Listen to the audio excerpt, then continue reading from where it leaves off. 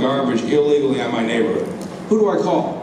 Do I call the police? Do I call the ombudsman? Do I call the general services department? Do I call the DPW? Do I call my councilman?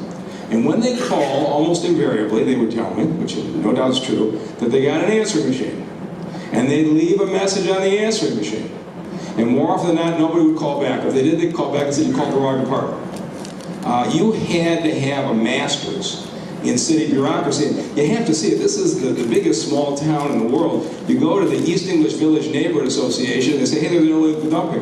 Mrs. Jones's nephew works in DPW, I'll call him. This was their system. My neighbor works in the water department, I'll talk to him. The way the city had done this is people had gone neighborhood group by neighborhood group through personal interactions to get within the city bureaucracy. And Detroiters thought that's how the world worked because our residents have been here a long time.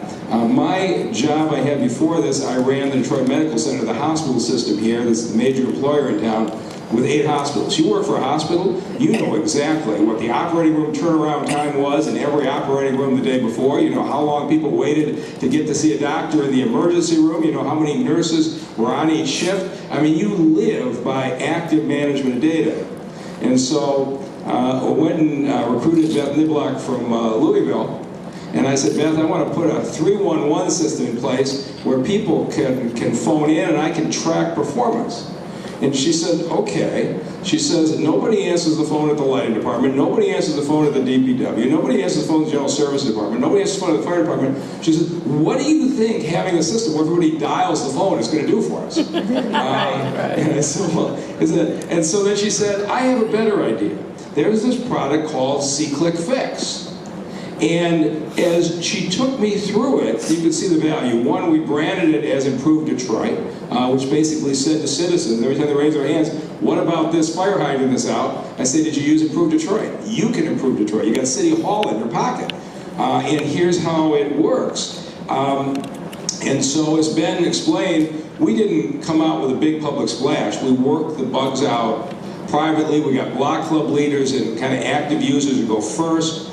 Now it is a part of the city's culture. And so if I do a community group with 200 or 300 people, I'll say how many have used the Improve Detroit app. I would say typically 50% of the people in the room raise their hands. And I'll say how many had a good experience. Somewhere between 80 and 90% of the people in the room will raise their hands. Now there's a couple of ways this is valuable to me. One is when somebody comes to a neighborhood group and says, there's a dump site been down the block from me from 2 weeks and you haven't picked it up.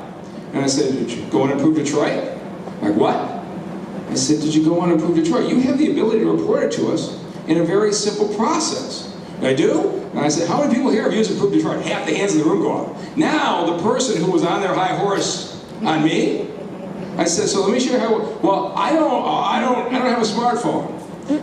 Do you have somebody in your house? Yeah, my nephew. I said, fine, have your nephew. Just tell them about it, they can put it in, and then people will stand up and start talking about how well that it worked. But the most important thing to me are the reports. So you're going to hear from Amy Sovereign, who's a genius at this, but my question is this. Having people report a problem does you no good if your department doesn't respond. Every week I get a performance report.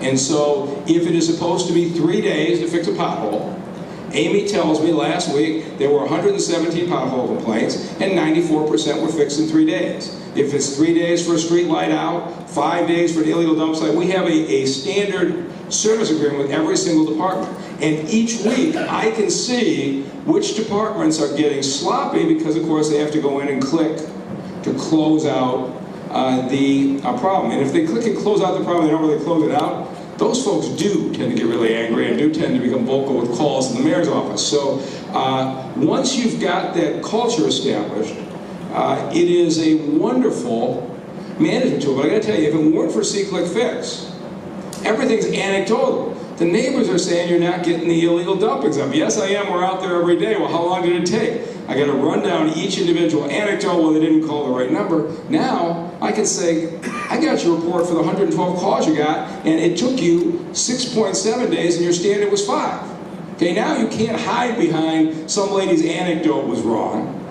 Now you have hard data. And if you want to tell me the data is wrong, go see Amy and fix the data. But if you didn't object to the data before I got the report, I really don't want to hear your conversation about how the data is wrong. And the departments figure out after a while it's easier to just perform on time than to have to keep explaining. I am looking forward to Ben and the efforts we're going to make, because like everything else, Beth has to deal with the grief from me, but this system is not nearly as robust as far as I'm concerned as what I need, because now I'm looking at this as a management tool that's really important. But here's our problem. We got large numbers of how many issues have been closed out, but that data doesn't mean as much as it should. So for example, we demolish about 5,000 abandoned houses a year.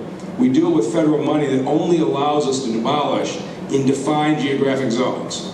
If you go on SeeClickFix and report an abandoned house in a zone we can't legally knock the house down on, we close that out because we can't do anything about it. On my reports, it looks like a successful resolution of an issue, even though we didn't do anything with it.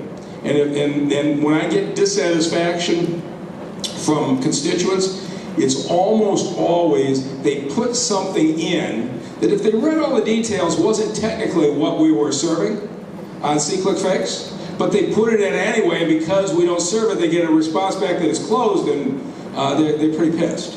And so we've got to have a means to say, one, this doesn't fall within the parameters that we can do, and here's why, and give a message that explains it. But second, I need to be able to understand on closed issues, they were closed because we successfully resolved them, or we closed them because they fell outside what we're doing. And so now, I know we're having these conversations, but this is, as far as I'm concerned, Ben, a product of the success of your program.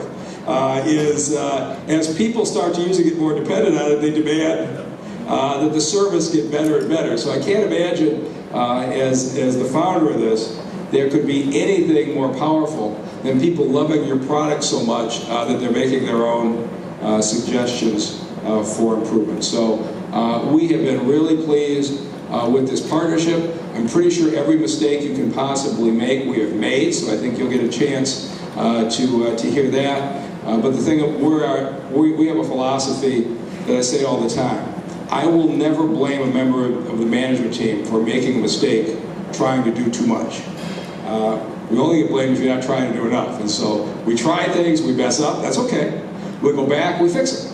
And when you say to the public, yeah, I went too fast on that one, here's what went wrong, and here's how I fixed it, they're perfectly good with that. It's when they keep asking for the same thing over and over and nobody cares enough to do something. It really gets them angry. So I'm sure we're going to give you a candid assessment of what we did right, what we did wrong. I think you're going to be interested to see the way we use the reports internally from a management standpoint. But I can tell you that if you go to any group of people in the city of Detroit and ask about Improve Detroit, you will get a very warm, positive response. It has made City Hall seem like it cares to people who thought the city government was too big and too impersonal and couldn't possibly care about that street light out in front of their house. Now, they click the button, lights replaced within 5 days, they get a note back saying it's been resolved, and it's like, wow, city government actually knows about me and cares about me. It's a very powerful tool if you use it right. And so I just wanted to come by and say congratulations to Ben on this great accomplishment, and welcome to town to all of you.